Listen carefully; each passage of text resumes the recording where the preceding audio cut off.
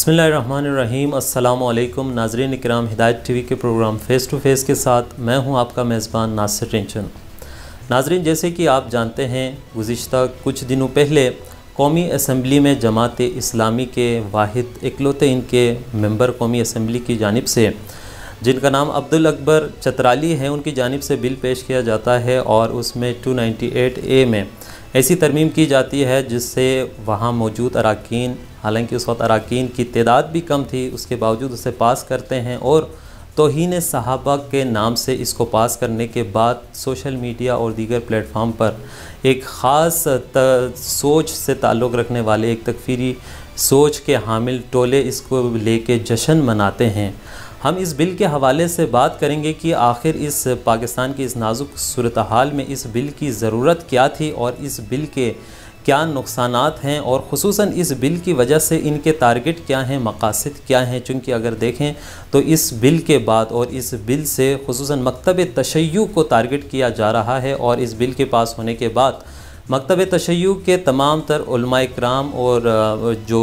तंजीमें हैं, सब ने इसको मुस्तरद किया है और सेनेट सदर से अपील की है कि इस बिल को आगे बढ़ने ना दें। इसके अलावा सोशल एक्टिविस्ट और दीगर जो रहनुमा हैं, अवामी हलक़े हैं, इनमें भी ये मौज़ूए बहस है और इस बिल के बाद धड़ाधड़ सोशल मीडिया पर भी एक ख़ास ख़ुसूसन मकतब तशय्युअ को टारगेट किया जा रहा है। लिहाजा इस हवाले से हम तफसीली गुफ्तगू करेंगे और इस हवाले से बात करने के लिए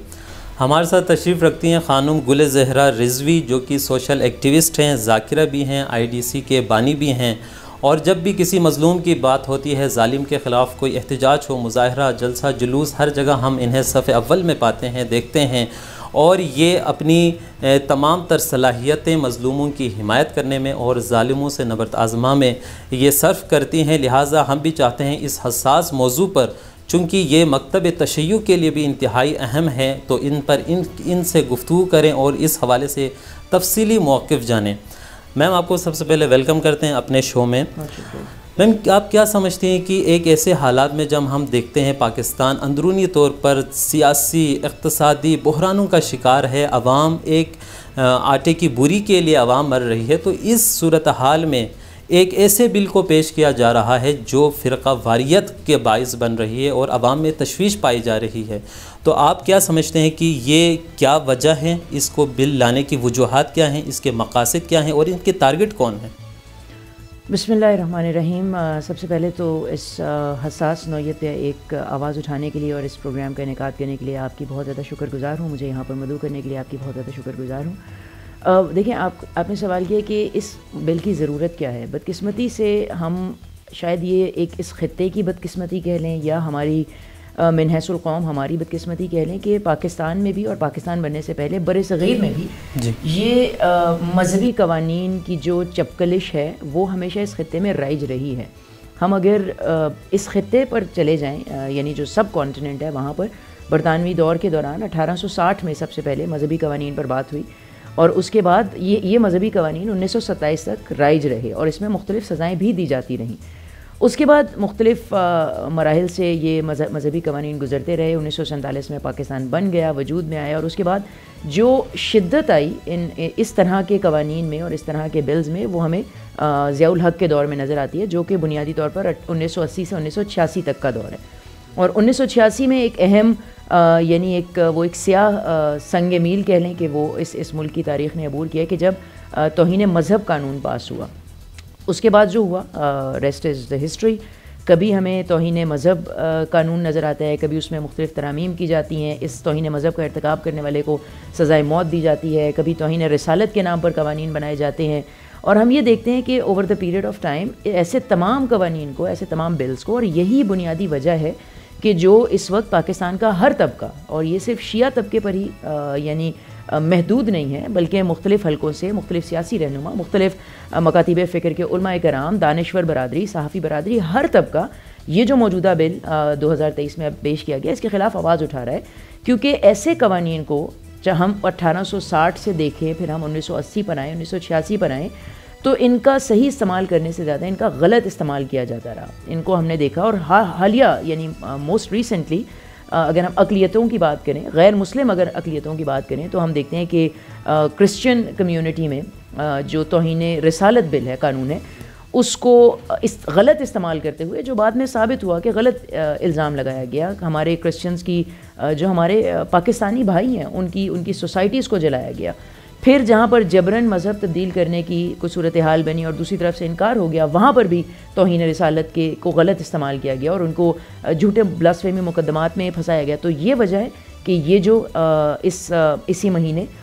जो असम्बली में जमात इस्लामी के चित्राली साहब ने ये जो बिल पेश किया, तौहीन सहाबा बिल कह लें, नामूस सहाबा बिल कह लें,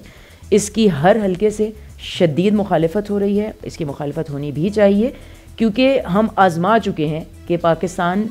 जो 1980 की दिहाई में जो दहशत गर्दी की लहर चली थी, 90 में गई, जिसके नतीजे में 80,000 पाकिस्तानी शहीद हुए, हम दोबारा ऐसे किसी एडवेंचर के मुतामिल नहीं हो सकते, दोबारा किसी तरह भी ऐसी किसी लहर का सामना करने के लिए तैयार नहीं है। मैम, ये अभी इस एक सूरत हाल में जो ये बिल पेश किया गया है, इसका असल मकसद क्या हो सकता है? क्योंकि अगर हम देखें इस्लामी जो तंजीमें के हवाले से अगर हम बात करें तो ये PDM में भी मौजूद है, दीगर तंजीमें, लेकिन ये एक तो मखसूस जमात इस्लामी के ज़रिए ये करवाया गया है। दूसरा, क्या ये हुकूमत अपनी जो नाकामियों हैं इनको छुपाने के लिए कोई नया मौजू लाना चाहते हैं? देखिए, बहुत सारे अवामिल हैं, हो सकते हैं। अब पहला जो आपने ख़ुद ही अमल जो इरशाद फरमाया कि ये एक मखसूस तंजीम, सियासी जमात इस्लामी, वो शायद अपने आप को सियासी तौर पर हाईलाइट करने के लिए ये स्टंट कर रही है, तो इसकी पॉसिबिलिटी है। क्योंकि अगर हम दोबारा पाकिस्तान की हिस्ट्री में जाएं तो हमें पता है कि 1916 तक तकरीबन मुस्लिम लीग जो है वो वाहिद नुमाइंदा जमात थी मुसलमानों की, और हालात बिल्कुल हमारे कंट्रोल में थे। उसके बाद तहरीक खिलाफत जब आई तो जमीयत उलमा हिंद के नाम से देवबंदी मौलवियों ने उस ज़माने के, उन्होंने ये तहरीक खिलाफत शुरू की और जमीयत उलमा हिंद के नाम से एक तंजीम बनाई गई। इस तंजीम का मकसद, और इसको गांधी ने बहुत सपोर्ट किया था, कि मुसलमानों के अंदर ही मुस्लिम लीग अलग हो जाए और ये वाली जमात अलग हो जाए और उनके दरमियान एक रिफ्ट पैदा की जाए। बहरहाल किस्सा मुख्तसर, 1930 से जो 1939 तक का जो हमारे पास बैच है, जब इस जमात को, जमीयत उलमा हिंद को, जब इन्हें सियासी तौर पर नाकामी हो रही थी, क्योंकि कायदे आज़म ने हर जगह पर इनकी मुखालफत की और उन्होंने कहा कि मुसलमानों को एक मखसूस फ़िरके के मौलवियों के पीछे नहीं चलना चाहिए, तो जब ये सियासी तौर पर नाकाम हो गए तो इन्होंने 1936 में मदह साहबा एजिटेशन की और बिल्कुल एक नया फ़िरका वाराना डायरेक्शन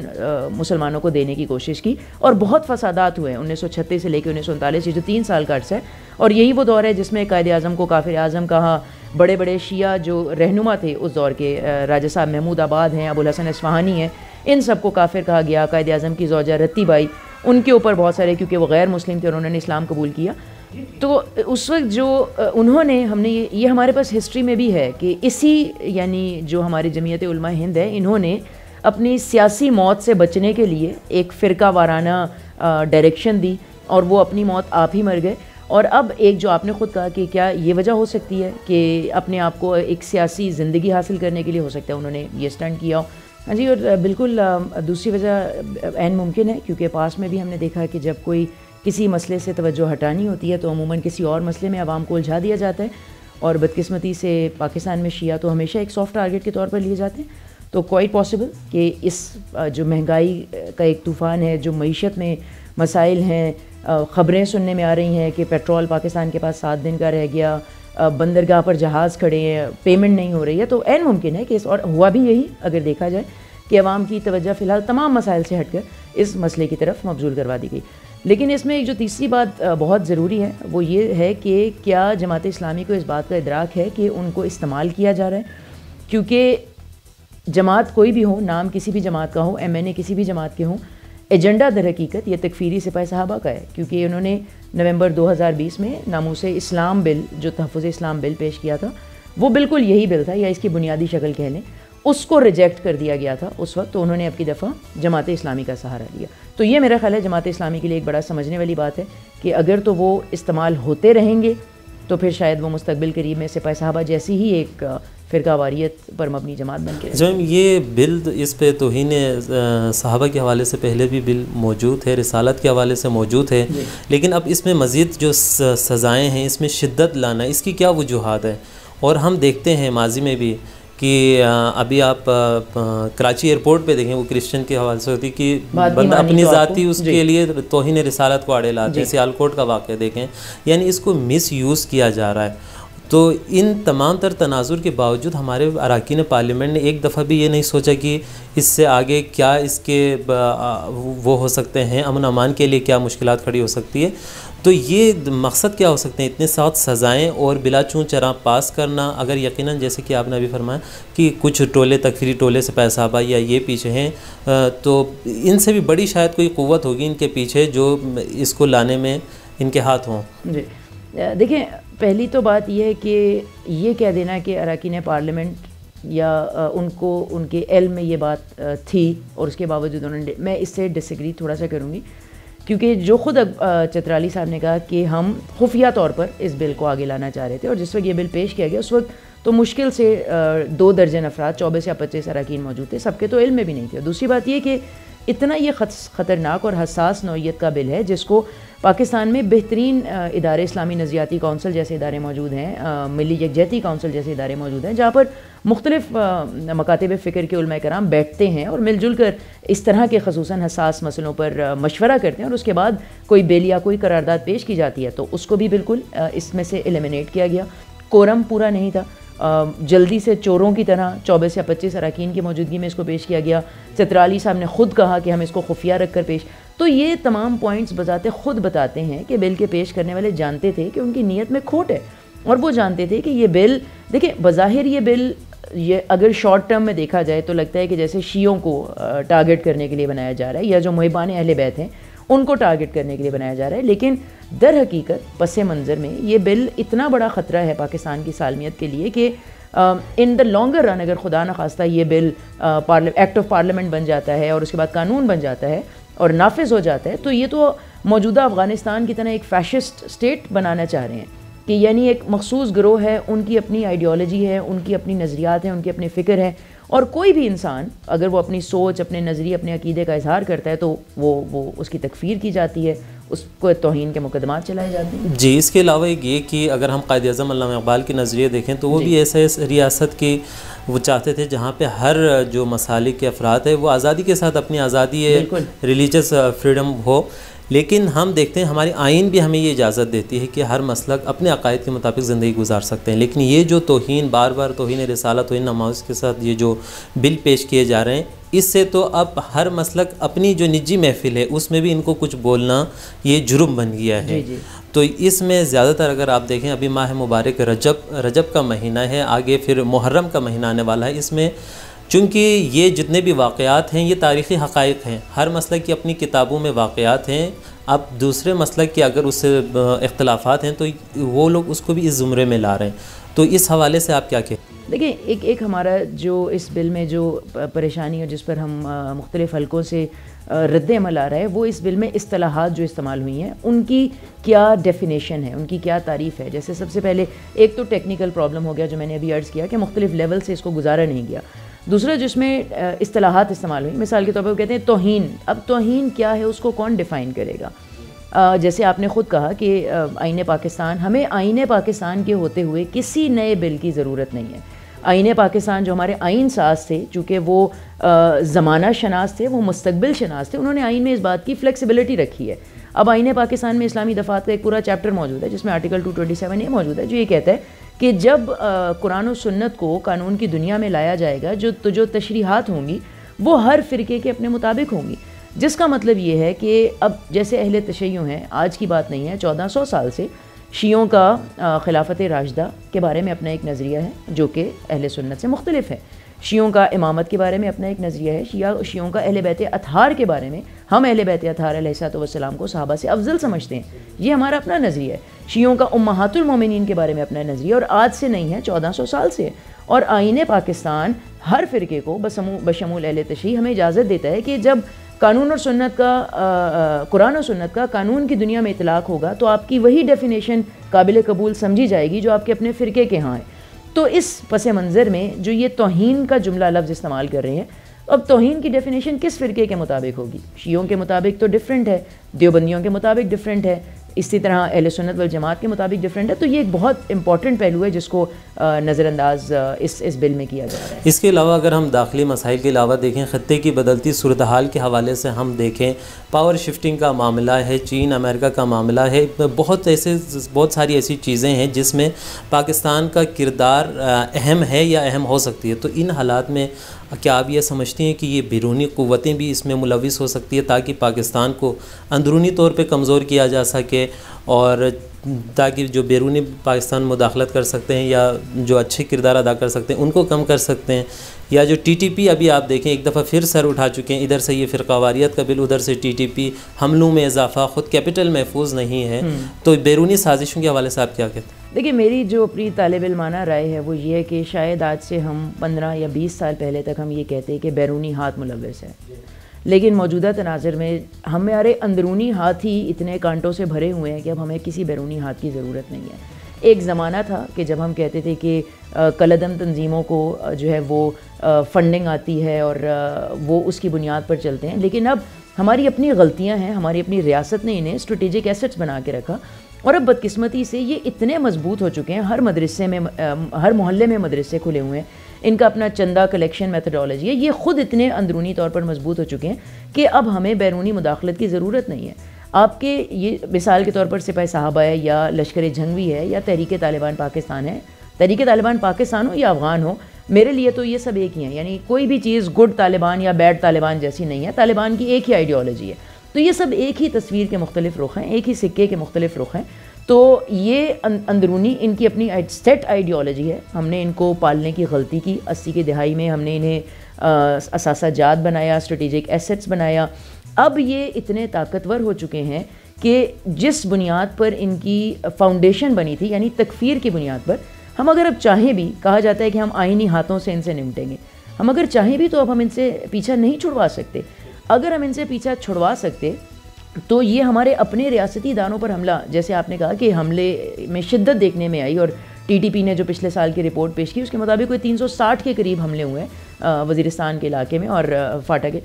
तो ज़्यादातर हमले हमारे अपने सिक्योरिटी एहलकारों पर, MI के ऊपर हो रहे हैं, फ़ौज के ऊपर हो रहे हैं, पुलिस के ऊपर हो रहे हैं। पुलिस ऑफिसर्स हमारे एहलकार वो इस्तीफ़े दे देकर जा रहे हैं। तो मैं नहीं समझती कि इसमें अब इस मौजूदा सूरत हाल में बैरूनी हाथ मुलव्वस है। ये हमारे अपने अंदरूनी तंजीमें हैं, कलदम गिरोह हैं, जिन्हें हमने इतनी छूट दी, इन्हें पाला पोसा कि अब वो हमारे इख्तियार से बाहर हो गए। अच्छा खानूम, ये आखिरी सवाल है मेरा कि इस तनाजुर में, यानी कोई भी कौम अगर आप देखें तो वो इत्तेहाद के बग़ैर, आपस में भाईचारगी के बग़ैर तरक्की नामुमकिन है, और पाकिस्तान में ये सारे हालात के तनाजुर में इत्तेहाद बैनुल मुस्लिमीन या बैनुल मसालिक ये कैसे मुमकिन हैं, और इस हवाले से आप क्या कहते हैं कि किस तरह हम सारे मिल के इस कौम की तरक्की के लिए काम करें, इस्तेकाम के लिए काम? बहुत अच्छा सवाल है जी। देखें, दो बातें समझनी चाहिए, ये कि शिया और सुन्नी इस्लाम के दो बाजू हैं, और जो भी इन्हें अलग करना चाहे, इन्हें काटना चाहे, इन नॉन इश्यूज़ को जो 1400 साल से हैं, इल्मी इख्तलाफात हैं, फ़िक्री इख्तलाफात हैं, नज़रियाती इख्तलाफात हैं, तारीख़ी इख्तलाफात हैं, जो भी इनको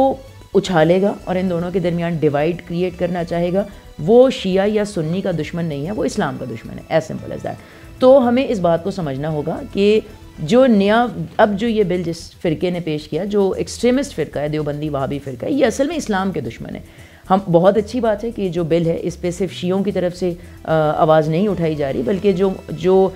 पाकिस्तान के मुखलिस सुन्नी हल्के हैं, वो मुख्तलिफ उलमाए कराम हैं, वो भी इस बिल की मुखालफत कर रहे हैं। तो इस साजिश को शिया उलमा तो समझ रहे हैं, हमारे मुतदिल मिजाज जो अहले सुन्नत उलमाए कराम हैं, दानिश्वर हैं, सहाफ़ी बरादरी हैं, सियासतदान हैं, उन सबको समझना चाहिए। और शिया और सुन्नी दोनों को मिलकर ये जो तीसरा फैक्टर है जो इस तरह के इशूज़ को रेज़ करता है और मुल्क को एक फ़िरकावारियत की जंग में झोंकना चाहता है, हमें उसकी हौसला शिकनी करनी चाहिए। बहुत शुक्रिया खानुम गुल ज़हरा रिजवी साहिबा कि आपने हमें वक्त दिया और इस हसास मौजू पर अपनी आराएं पेश की। तो नाज़रीन किराम, अगर हम किसी भी बहैसियत कौम अगर हम काम करना चाहते हैं या पाकिस्तान की इस्तेहकाम, पाकिस्तान की सालमियत, अमन अमान की बहाली, तो हमें ये जो ख़ास टोले हैं, जो ख़ास नज़रियात के हामिल है, ख़ुसूसन तकफ़ीरी सोच के हामिल है, जो चाहते हैं कि पाकिस्तान में अमन और सलामती को नुकसान पहुँचाए, फ़िरक़ावारियत फैले, तो इनके ऊपर नज़र रखनी होगी और इस जैसे बिल या इस जैसे दीगर अगर कुछ भी माशरे में अगर रुनुमा होते हैं तो इनकी सबको मिलकर नफ़ी करने की ज़रूरत है ताकि पाकिस्तान की तरक्की हो, अमन सलामती बहाल हो। नाज़रीन किराम, अपना फ़ीडबैक हमें ज़रूर दीजिएगा। इसी के साथ ही आपके मेज़बान को दीजिए इजाज़त। खुदा हाफिज़।